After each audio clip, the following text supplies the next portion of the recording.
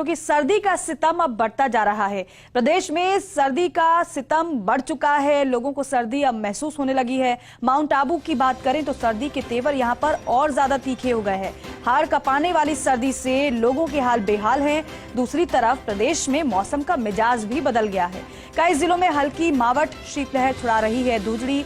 अब ऐसे में मावठ के आसार पहले ही मौसम विभाग की तरफ से जता दिए गए थे। आगे आने वाले समय में मावठ और भी पड़ने वाली है, लेकिन किसानों के चेहरे से खिले हुए नजर आ रहे हैं। माउंट आबू में 1 डिग्री सेल्सियस तापमान है और ये -1 डिग्री भी हो गया था। माउंट आबू में बड़ी संख्या में पर्यटक भी पहुंचते हैं नक्की झील पर और आनंद लेते हैं वहां के मौसम का। और जब जैसे जैसे समय गुजरता है वैसे वैसे जो धूप खिलती है, उस धूप का आनंद लेने के लिए जो पर्यटक है वहां पर पहुंचते हैं नक्की झील के किनारे। और माउंट आबू में सर्दी का सितम तो है, लेकिन सर्दी का लुत्फ उठाने के लिए लोगों के पहुंचने का सिलसिला वहां पर शुरू हो चुका है। लेकिन दूसरी तरफ जो रोजमर्रा के कार्य होते हैं लोगों के और जो आम लोग घर से बाहर निकलते हैं, उनके लिए ये परेशानी का सबब बन जाता है। क्योंकि एक तरफ तो बाहर निकलो कोहरा ही कोहरा नजर आ रहा है, जिसकी वजह से वाहन चालकों को परेशानी हो रही है, तो दूसरी तरफ मावठ की वजह से किसानों के चेहरे खिल गए हैं। क्योंकि मावठ फसल के लिए अच्छी मानी जाती है, या फिर यूं कहें कि वरदान साबित होती है। तो दूसरी तरफ शीतलहर की वजह से लोगों की कपकपी छूट रही है। शीतलहर और भी ज्यादा परेशान करने वाली आगे आने वाले दिनों में। कल रात से आपने महसूस किया होगा कि हवा, ठंड के साथ साथ हवा भी चल रही है, जो कि सबसे ज्यादा नुकसानदायक होती है, बीमारी का सबब बन जाती है। और इसलिए ऐसे मौसम में अपना ख्याल रखने की बहुत ज्यादा जरूरत है। ध्यान रखें, क्योंकि सर्दी बढ़ रही है और सर्दी के साथ साथ बीमारी भी बढ़ जाती है। खांसी, जुकाम, सर्दी लोगों की परेशानी बन चुकी है और शीतलहर आगे आने वाले समय में और भी ज्यादा सितम ढाएगी और भी ज्यादा परेशान करेगी। अलग अलग अगर जगह की बात करें, चूरू की बात कर ले, फतेहपुर की बात कर ले, माउंट आबू की बात कर ले, यहां पर पारा वैसे ही गिरता है लगातार। माउंट आबू का रुख करते हैं। कमलेश प्रजापत मेरे सहयोगी वहां से हमारे साथ जुड़ रहे हैं, उनका रुख करेंगे। कमलेश, माउंट आबू की सर्दी तो हालांकि तेज ज्यादा होती है, लेकिन वहां पर पर्यटक भी पहुंचते हैं सर्दी का आनंद लेने के लिए नक्की झील के किनारे। कितनी ज्यादा सर्दी है, क्या तापमान है वहां पर, कितनी सर्दी महसूस कर रहे हैं?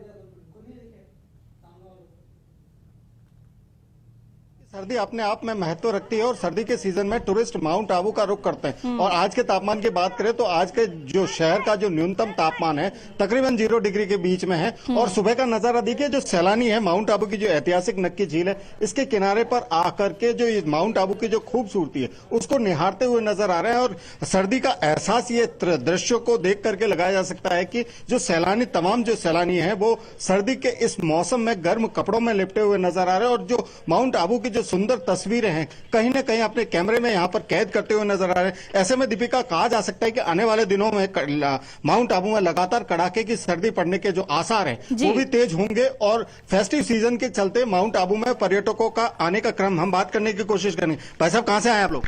अहमदाबाद से। ठंड कैसी है माउंट आबू में? बहुत। सोचा था ऐसा? नहीं, मजा आ रहा है बहुत। देखिए, मेरे साथ नन्हे बच्चे भी हैं, गर्म कपड़ों में लिपटे हुए नजर आ रहे हैं। तो सर्दी का जो अंदाजा है वो देखते ही बनता है बात करने की। मैडम, सर्दी कैसी लग रही है?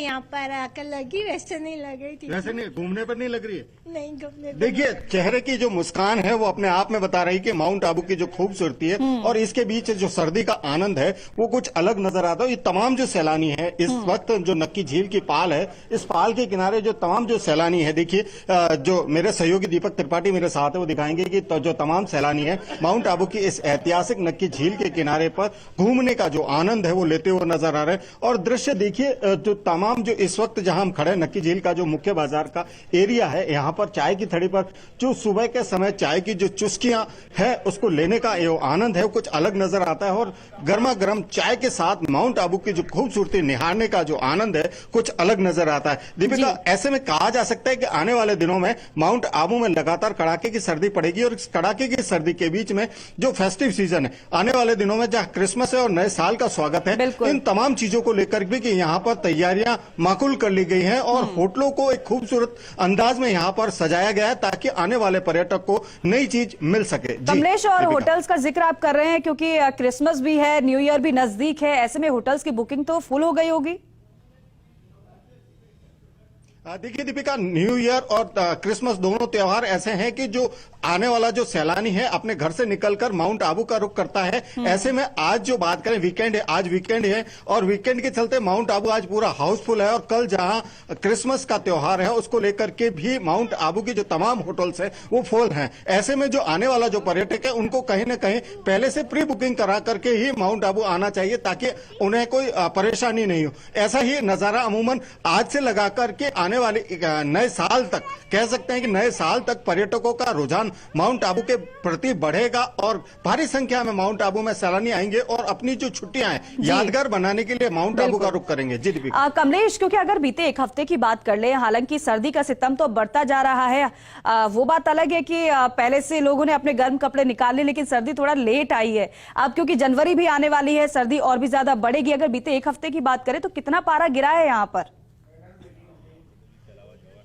देखिए दीपिका, पिछले दिनों की बात करें, जो न्यूनतम तापमान का पारा है लगातार हम कह सकते हैं कि जमाव बिंदु के नजदीक है। जो उतार चढ़ाव की बात करें तो तकरीबन 5 से 7 डिग्री के बीच कभी बढ़ता है कभी गिरता है। तो जो न्यूनतम तापमान है इस बार का, जो इस महीने का कहें तो -1 तक यहाँ पर न्यूनतम तापमान गिरा है। जो हल्की जो ओस की बूंदे हैं वो कहीं ना कहीं पिछले दिनों बर्फ में तब्दील होती हुई भी नजर आई। और आने वाले दिनों की बात करें तो दीपिका, आने वाले दिनों में लगातार कड़ाके की सर्दी पड़ने के जो आसार हैं, क्योंकि मौसम विभाग ने कहीं ना कहीं चेतावनी जारी करते हुए कहा है कि आने वाले दिनों में जो शीतलहर का प्रकोप है, उत्तर की ओर से जो चलने वाली सर्द हवाएं हैं वो माउंट आबू और प्रदेश के तमाम इलाकों में आएगी, जिसकी वजह से कहीं ना कहीं कह सकते हैं कि कड़ाके की सर्दी पड़ने के आसार प्रबल होते हुए नजर आएंगे। अच्छा कमलेश, शीतलहर का प्रकोप बढ़ेगा या फिर अभी भी शीतलहर महसूस कर पा रहे हैं? और क्या सर्दी से बचने के लिए किस तरीके से लोग इंतजाम कर रहे हैं? धूप खिल रही है या नहीं?